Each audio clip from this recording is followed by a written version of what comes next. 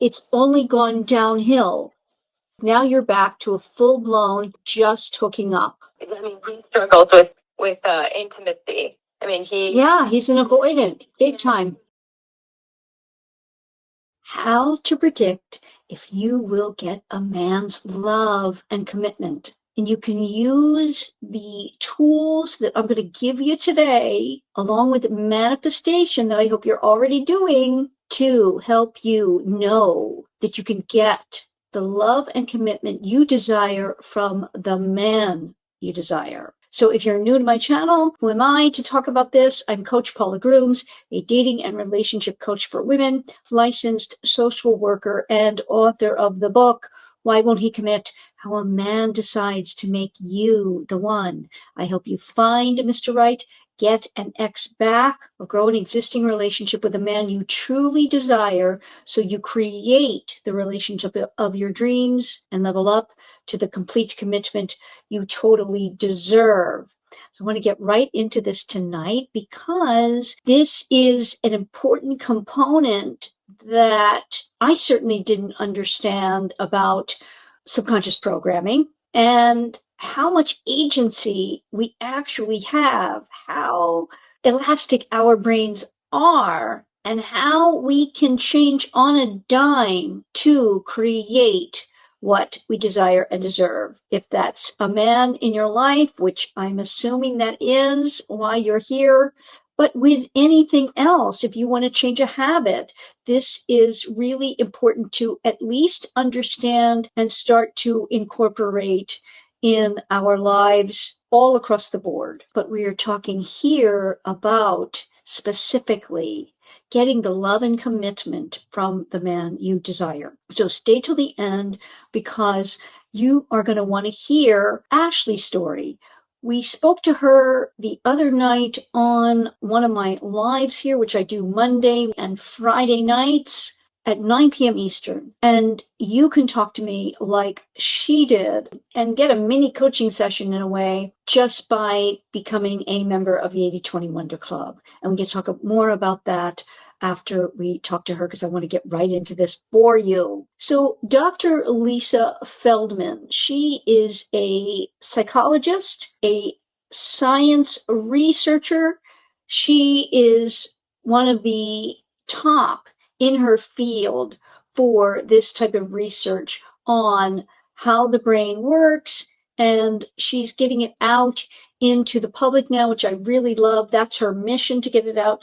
And I'm going to encapsulate this by really truncating it down and explaining briefly, because you can go and watch a lot of her stuff and understand more and more. But for the purposes of this video, I want to explain to you that it is not that something happens in our world and that produces a feeling and then our action from that, or even our action and the feeling at the same time. They have discovered, and it is seen in brain imaging, that we actually are like AI in that we are prediction machines according to our programming, meaning what we have been fed time after time after time, she says gazillions of times in our lives from the time we have been born until present, however old we are. So just like AI, we are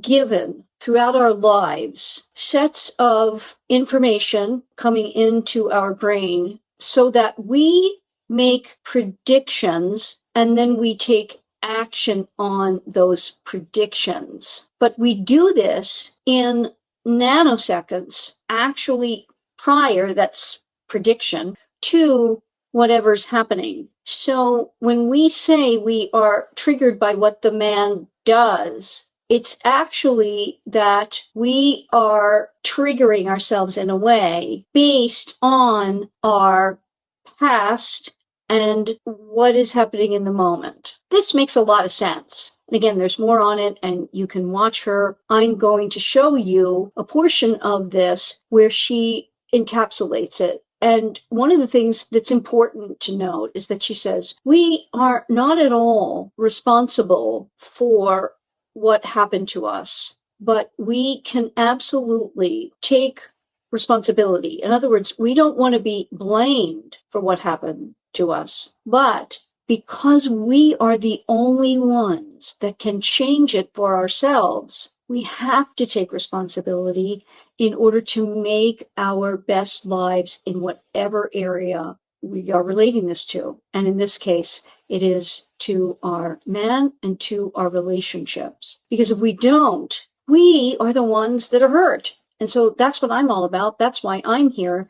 That's why I talk to you about mindset, manifesting, and what I call my mechanics of men to help you navigate and get what it is that you want. And this even goes a bit deeper. If you are struggling with your subconscious programming, this is going to help you a great deal. So I'm going to play this clip of Dr. Lisa Feldman Barrett, who is on The Diary of a CEO talking to Stephen Bartlett. My goal was to try to, as a science communicator, was to try to explain to people that they have more control over their lives. They have more control over who they are in any given moment than they think they do, to give them more agency in their lives. This is exactly what I mean. You don't have an enduring identity. You are who you are in the moment of your action. And actions are a combination of the remembered past, so stuff your brain is using to predict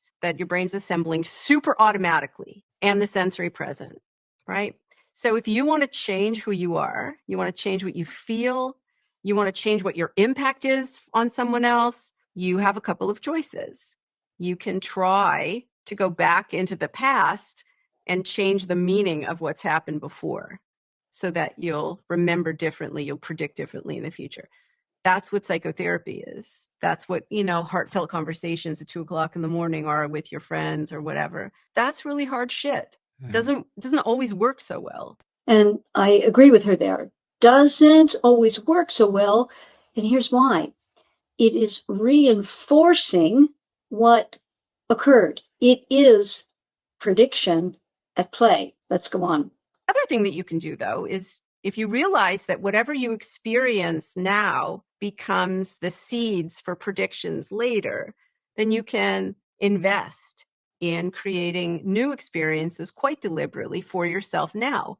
You can expose yourself to new ideas. You can expose yourself to people who are different than you. You can practice cultivating particular experiences like you would practice any skill, and that will, any new concepts you learn, new experiences you have in the moment, if you practice them, they become automatic predictions in the future. What she's saying is that a baby brain is not a small adult brain. We come out of the womb not wired.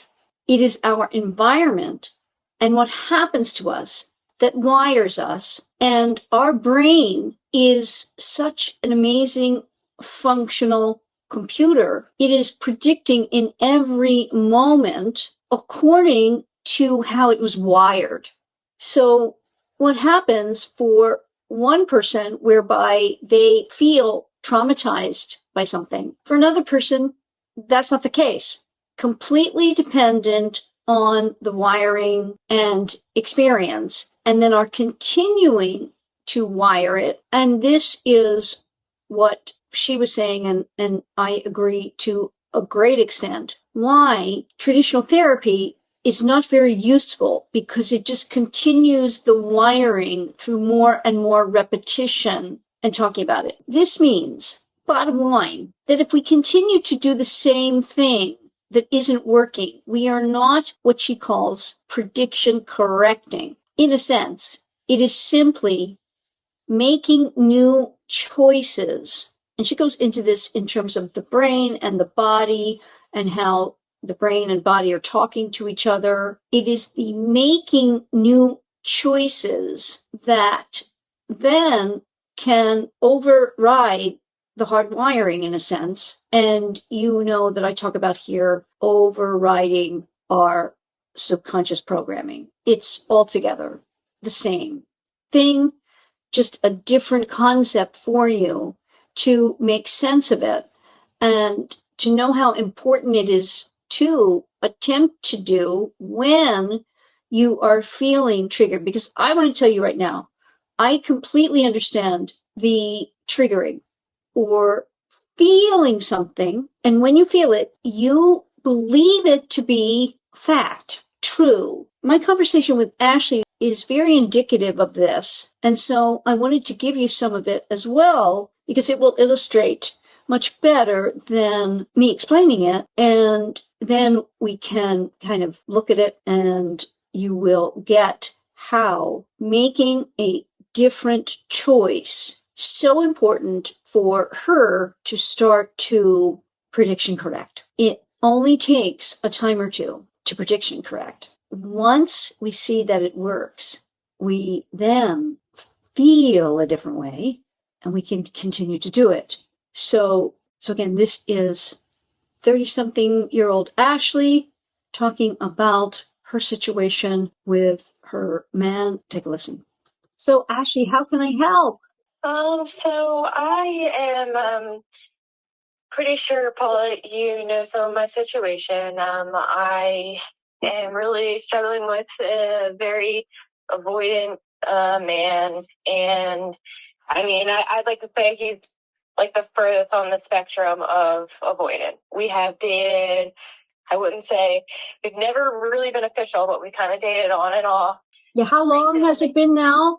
Yes, I know who you are. How long has it been? A year. A year now.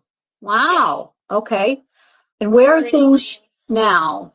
Because I know your situation has been up and down, off and on. It was more towards a situationship in the beginning, correct? Friendship, but situationship. Yeah. Uh-huh. Yeah. Yeah.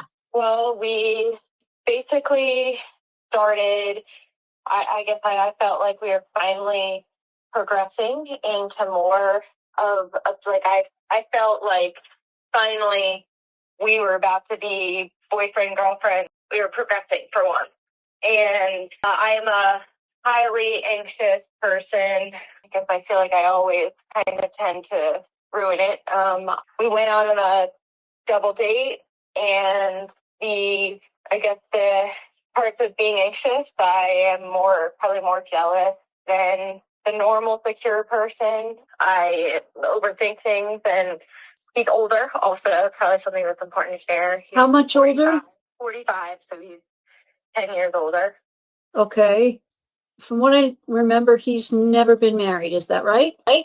Within 45 years, he's really had one serious girlfriend, and it was 6 months, very short term. Okay, so this tells you that likely what we're talking about is the case that he's more on the avoidant scale just from the factors we know. You're saying you are highly anxious, so that means you're going to be very attracted to someone avoidant, and he is 45. From what you tell me, I remember he has a good job. He's doing well in life. I was listening the other night and to the chat video, and is high in agency. Mm-hmm. Mm-hmm. To him is mission oriented, and he's the highest of the agency type of man. Okay. So you are going to be dealing with a lot, and this is going to pull up on your anxiousness because he is more on the avoidant scale. So you've likely feel like you've met your match, because I know this has gone through a lot of iterations of him saying he doesn't want it anymore, going back to, just the situationship. Where are things now? So it's basically, he ended it. We had a brief talk about kids. It was like too soon. We shouldn't have even reached that topic. It came up, I think, because of the double date we went on. The other couple was it's my doing, actually. The other couple, newly married, the husband was very affectionate, and embarrassing. I said something to the husband. This is great that we're out with another couple that's affectionate. Anyway, right now, he basically had gone away on a work trip, came back, and I guess, had done some thinking and thought he had said to me, I don't know if I can give you what you need. Basically, then we had hooked up after that. So it's nothing and kind of in a hookup phase, really. I guess is what you would say. Okay. Not that I Okay. don't like that. I don't want to use that word, but well, if that's what it is, then that's what it is. And it's better that you deal with the what is than make something more of it at the moment. So correct me if I'm wrong.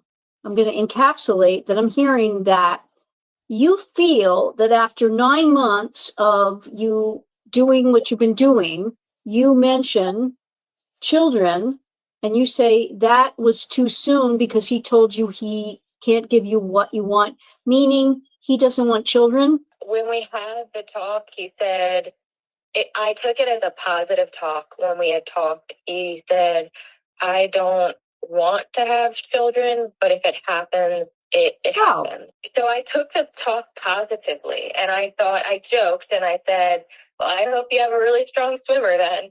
And he laughed and was like, there you go, or something. And so we ended the conversation like there. I thought, you know what, that was enough for me to hear. I thought, okay. Mm-hmm. And then, like I said, he had gone away for like the 10 days. The buddy that I had said over the date, because I had said to the buddy, I'm glad that we're around, an affectionate couple. They had talked after the date, him and the buddy. My man, Bruce, he didn't know that I said that. And that kind of threw him in a totally different direction, thinking about things. I'm never going to give her what she needs.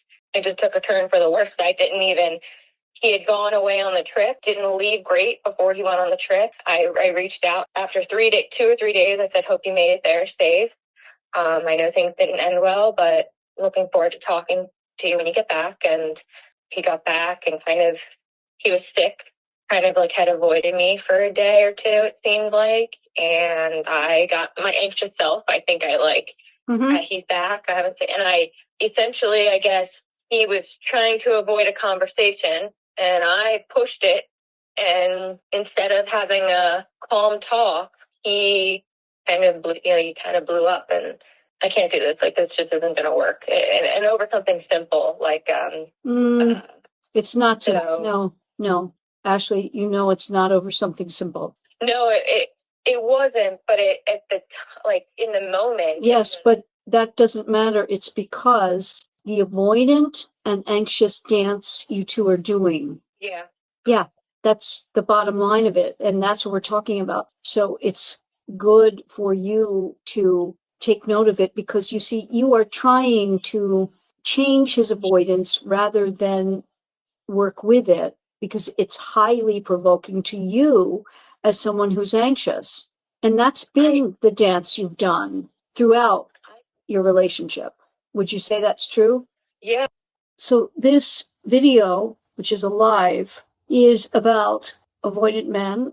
And it started out because I talked about avoidance and how it's not in your imagination that you are meeting more avoidant men when you're out there dating in your 30s, 40s, and beyond. It's actually a thing, and it makes a lot of sense. I will link that live so you can go back and watch the beginning to get the information as to why that is. And if you are more on the anxious scale and you are attracted to avoidant men, this is going to be helpful to you. So let's keep going. Yeah, I mean, I have notes. I read a note to myself, I think it was last night, that said, when you get triggered, turn off your phone. Do whatever you can to not provoke any type of situation. And I've learned a lot, but it's still been extremely hard. And I'm still reading about it, still trying to figure it out. And reading about what?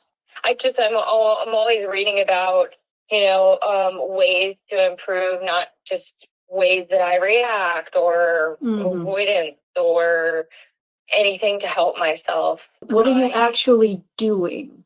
because that's going to be the key. It's what you are doing to work on you that will make the difference. Because you see, the avoidant man needs to feel safe. And you know, I talk about that. He must feel the safety, safe that you're in the Madonna category, and safe from your emotional dysregulation. Any man. But if he's avoidant, you have to go even farther up the scale and show him really a huge amount of safety and autonomy. That's, I think, where every single time I struggle is the autonomy. I basically live alone. I work out a lot and I'm very healthy and I feel like I'm doing things all the time, but still I'm not as, I've always been told you need to find more to do. It's like I'm a very creative person. I build signs. Actually, it's not more to do. You see, you're trying to keep yourself busy from the natural inclination of the need that is coming from your subconscious programming to be seen, to be cared for, to be recognized, to be attended to be loved, to know you're wanted, to not feel abandoned, and finding other things to try to distract yourself from that only go so far. They don't change anything fundamentally. Does that make sense? Yeah. So I do think I've more so tried also recently to sit, like they say, like sit with your feelings and work through them. And I try that sometimes too.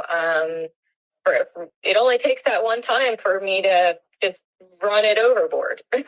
Right. And then you do the stuff that sends him, which is likely contacting him, reaching out to him, doing anything towards him. And he's a nice guy. He attends to it and he will sometimes answer you, but you don't get the answer you want and it starts spiraling for you, right? Yeah. And I mean, sometimes he's gotten to the point where he's mean, but he says, I have to be mean because you push. You push. Yeah. And you know you do. And when you're doing it, are you connecting to the fact that you're doing it? Yeah. Great. That's a difference than when we last talked. So right now, I'd gone over, we had hooked up, and after that, I probably waited about 5 days, I'd say. It was like on a Sunday. I think I contacted him on like a Thursday. Reached out, and he was warm back. Then I kept getting more anxious, like as the days progressed. It was kind of like I did really well for the first 5 days, reached out, and then pushed too much. What does that mean? Push too much. Okay, so just say what it was, because you see, if you can just say what it is, you sent him what? So I had sent him a picture, and it was later at night. He had said, "Sure, send one," and then. So you reached out to him after the 5 days. You see, you and I'm going to just stop you here because I understand the circular thing you're on here. And he's doing this as well with you. This is the anxious avoidant dance. He knows that you will be contacting him. And until you change, he can't. We have to take 100% responsibility because it's your life and you want things to change. And what I'm hearing is that he's not saying an absolute no to children. And here's the thing that I'm concerned about for you is him as a partner, not whether or not he would be okay if he could become that partner that you have children. You see? Yes. That's my concern for you. And that you have been, this is a year almost with him, and it's only gone downhill. It has not improved. Now you're back to a full blown, like you say, just hooking up. I mean, he struggles with intimacy. I mean, he's an avoidant, big time. I don't think he can let anybody necessarily. Agreed. Yes. But he has shown you at times when you have worked on your regulation that he can be a lot better and come towards you. But you have a hard time staying regulated. You're asking him to be less avoidant, which is more towards you, but yet you need to do the concurrent but opposite work. And if you do that, it might allow him to come forward. And I do, because it has been a pattern or a cycle. He has never been the one, though, to, anytime we've taken a break or a month type of has gone by, or 3 months, it takes initiating first before and showing some regulation and stepping back to give him the time to reach out. You can do that, but you're not consistent with your regulation. And that's where it goes awry. You must have absolute, consistent regulation. And that's an extremely difficult thing for you with your high level of anxiety to do. Yeah. But until you get to that point of doing it, you cannot have him at the best level he can be. As I said, you can have this. He is still in your world. He has not avoided you completely. He has not let go of this completely. Yeah. You can, but you still have to do the work that is going to allow you to know that you are the worthy opponent and you can wait him out. It has to go through iterations. You see, the 5 days, he knows you're going to hit a plateau and then you're going to reach out. And this doesn't allow for him to take any responsibility for his avoidance. He doesn't have to. Yeah. I wish I would have handled that situation a little differently. I could have easily waited. You know, it only hurt me when I reached out, because when in doubt, wait him out.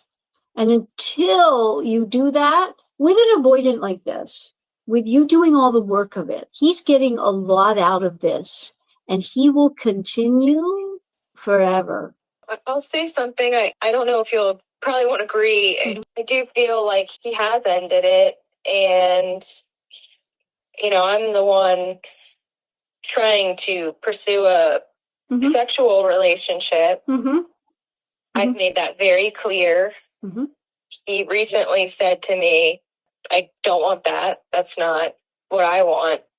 And talking about a sexual relationship. So he wants what? Nothing. He doesn't want. But he does it, and I assume that he does it, and then he feels guilty and wrong, and that he's used you, and then it makes it. Yeah. Okay. Since he said that, we haven't. He said that on Thursday night, because I thought he had just gotten back from his 10-day work week, really. I thought I would see him this weekend, and he got sick. He has the flu B, and he basically, I didn't see him this weekend because he's so sick. So the last communication that him and I had was today. I had said to him, how are you feeling? He said, I feel like crap. And I was going to, from when we had talked on Thursday, I said, I'm going to come over on Sunday or Monday. He had said he was going to be home on Monday. I texted him today, I'm not going to come over. At this point, I just know that I have to leave him alone. He's sick. He's not feeling well. That's the last thing that he wants. So what would be the next thing that I do? Well, I don't know that he's answered you that he's sick.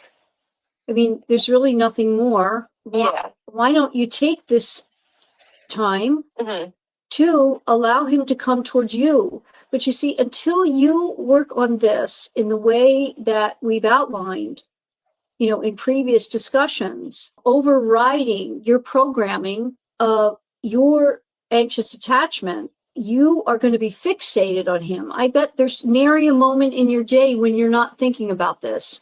There's in my mind pretty often, yeah. Yeah, and that's an awful place to be, and I'm sorry about that. But you're going to have to start training yourself in a different way, or you're going to keep getting these results. And the best thing possible is to allow him to be the next one to come to you. Because if you want to change his avoidance, this is the way to do it. Mm-hmm. And you have to wait and wait. Can you do that? Well, that to me seemed almost like no contact. He could go months without reaching out to me. I do not believe that at all from what you're telling me. Now, if you truly believe that, then what is that telling you about this whole relationship and what you mean to him? See, this is the loop you get yourself in, because you know he cares and you know he'd like to be with you. Remember, he said, I want, when you were at the top of your game, when we were working together, he said, I want this, Ashley. And if you were that, he would want this. And you could have this at a much greater level. When we change, the man changes to whatever degree he's capable. And I think he has more capability than what his age and what he's showing might suggest. But this is going to take high level mechanics for you, and you living in your manifestation, and you overriding your programming of your anxious attachment so that he can feel safe, that you're not that constantly and consistently going towards him makes him much more avoidant. He has to be healed from his avoidance as much as you need to be healed from your anxiety. It's going to take one of you, and make no mistake, in any love relationship, it's going to be the woman first to change it up. And when you change it up, he can come forward. You need to be one word, and it should be your one overriding word, autonomous, because you are enmeshing yourself with him in a way that makes him avoid. I mean, that's all there is to it. Okay? If you can do that, you will see him, because I know you frequent the same place that he does. You will be seeing him. And then it can flow naturally. And all you say when you see him is, I'm so glad to see you're better. How are you doing? If you did that, what would he say? He'd probably want to talk to me. What would he say? How are you doing? He would. Okay. And you say, I've done well. I didn't want to intrude on you. I wanted to let you be. What would he say? Probably be appreciative. Okay. Not really a talker, Paula. That's all right. That's all right. But he will have taken note that you are changing, that you might be, he's going to have that little bit of wonder that you might be becoming that Ashley he said he really wants. Yeah, that's eye-opening. Mm-hmm. Become it. Do it. You have a lot to gain from doing it. One thing I can tell you, if you keep doing it this way, it's going to just keep going sideways and south. Mm-hmm. Take this opportunity. Take it. Okay. You'll see him next week, correct? Or the week after that. In the meantime, perhaps he might be actually reaching out to you. You must start to manifest the life you want, that you become all that you need to be that autonomous and securely attached. Somebody in the mix here needs to be securely attached first. It's not going to be him. Right. Not going to be him. So my biggest hurdles will be, I already kind of thought I'd reach out in a couple of days, asking how he's feeling. What's that, though? That's more of the same, and he's expecting it. Do the unexpected. Make him wonder. Show him through action. Men relate via action. Show him, I can hold myself and be that Ashley you would like me to be. Because it's better for you, Ashley. It's better for you. You know that.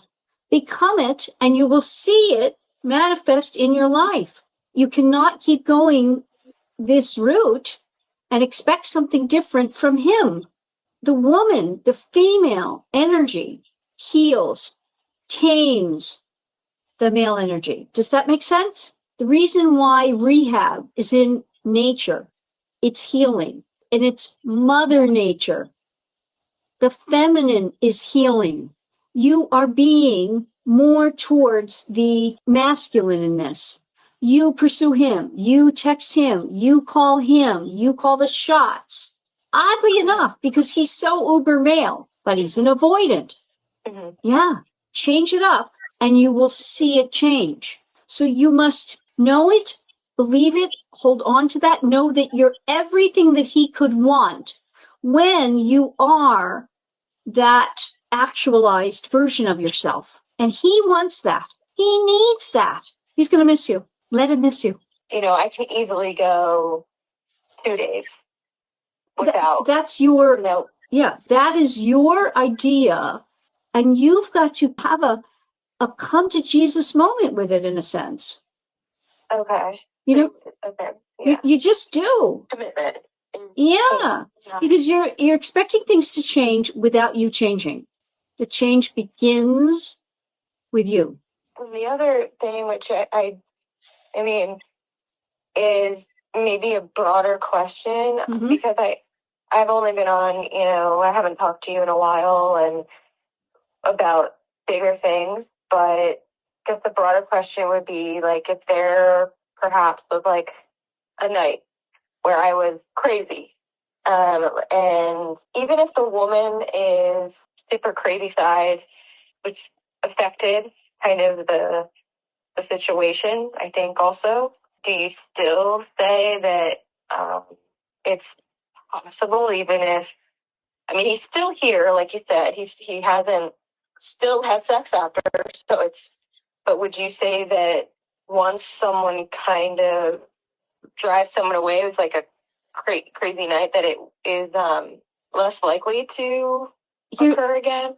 Here's the thing I can tell you, which I've always told you, but you can't believe it because of your programmed experience, even though it's happened to you with him many times. He does this dance with you, and he will continue to. He has love for you. You feel it and you know it. It's what has kept you entwined with him, but he's terribly avoidant and you are terribly anxious. If you start healing it, he can be healed. Somebody has to start it. It must be you. It's not about you showing your crazy side or whatever. Decide to change. Decide, I am never doing that again. I am becoming the version of myself that I want to show him, give to him, and that he adores. Okay. Yeah, you can do this, but you have to decide to do it. And you have to continually work on it. I put up everyone's comments because everybody was saying and cheering you on. Oh. Yes, so hopefully you see this again, because all those comments, I put them up. They were lovely. Everybody has been where you are to one degree or another. Even if they didn't act on it, they felt it. Right? We've all been there. You have to have self-control. Yeah, it's mostly going to be in a couple of days when I'm like, I can just text and ask him how he's feeling. And you're telling yourself that instead of deciding. Do you hear the prediction here? It's prediction, prediction, prediction, prediction, continually. The change has to come for the prediction correction. And this is what we are wrapping up here and what I'm saying to her. Not going to do that. It's like he is your addiction and you are giving yourself the out. He's your alcohol. You're an alcoholic and you keep saying, I'll just take this one drink. Well, until you make that change, it's going to continue like this. It's got to be reversed. There has to be a point where it is reversed, where you're showing him, I have enough self-respect that I'm going to get some respect from you. And I'm going to respect you and what you are showing me you want. Okay. Gonna try. Yeah. There has never before been so much at our fingertips to work on this. There's people to listen to, everything at your fingertips to keep your mind. You just say, I'm not going to. I'm not going to. Mm-hmm. Yeah. Okay. And you have a forum here. Everybody's rooting for you. Everybody here, nice comments. Why don't you make the pact? It is Monday, April 14th. Yeah. Be back here on Wednesday night, not having reached out. That's just 2 days. Can you do that? Oh, yeah. Okay. And then I'll address it again. And we're all going to it's just like with AA, right? You said his name is Bruce. It's BA. Just for this week. Make it something. I don't care. It's just like anything. If I say you have to do this for 1 week, you could make it a week. Yeah. You could. So let's do that. And then you're going to see you're going to also start to feel it in your body, right? You're going to get through those awful, awful times. It's going to feel like you're being, I don't know, suffocated. Like it's just the worst possible feeling. It's the wrestling with those demons, just like if you were going to reach for a drink. You see, it's easy to see in that context of, say, alcoholism or drugs, because it's easy to say, well, that would destroy my life, right? Yeah. Ladies, men can too. This can too.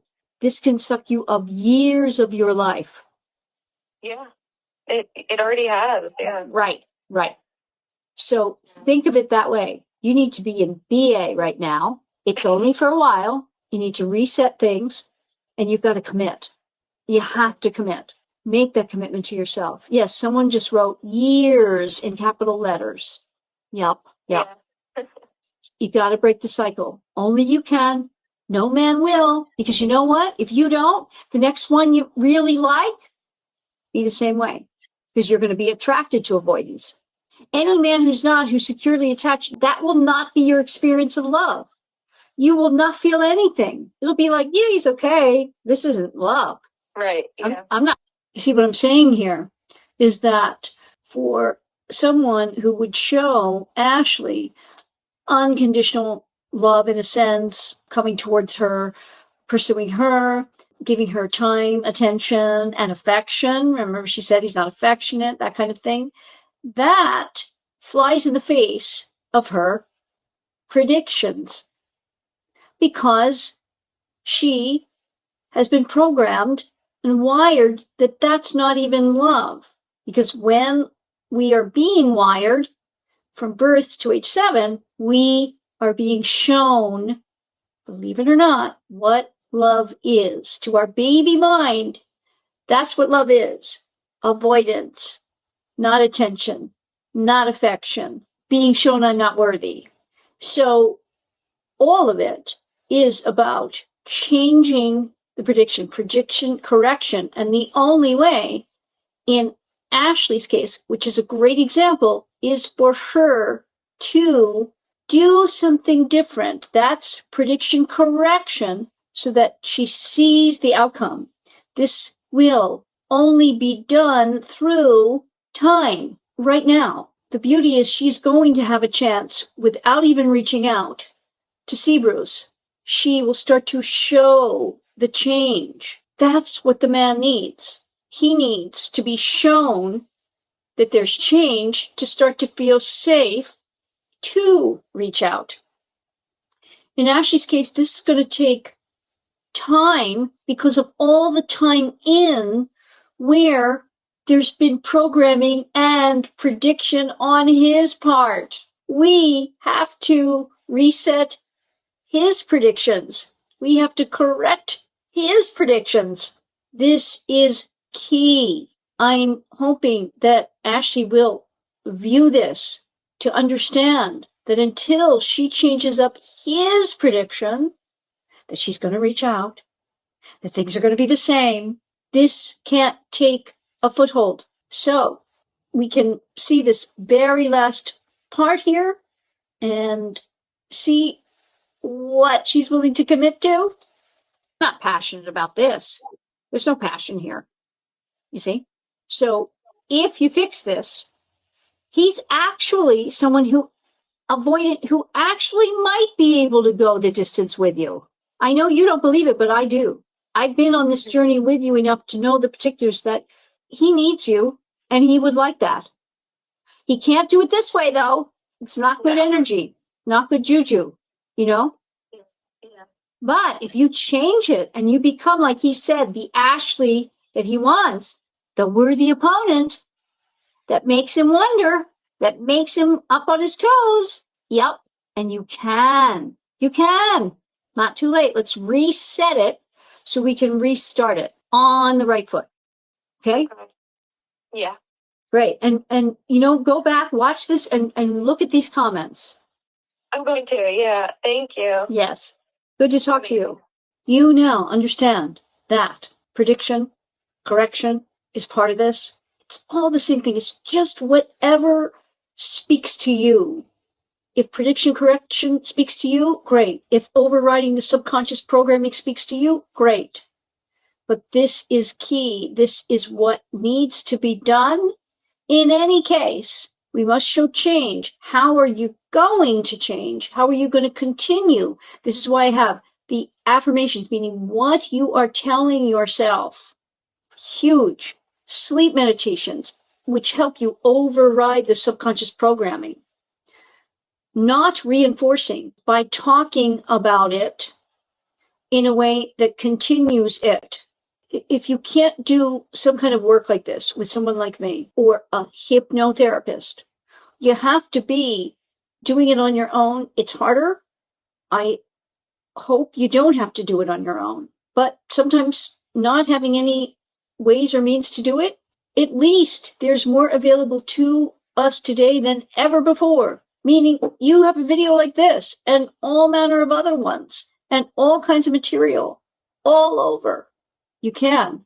It will go slower, but take advantage of it. For example, join the 80/20 Wonder Club and talk to me here. I can get to know you.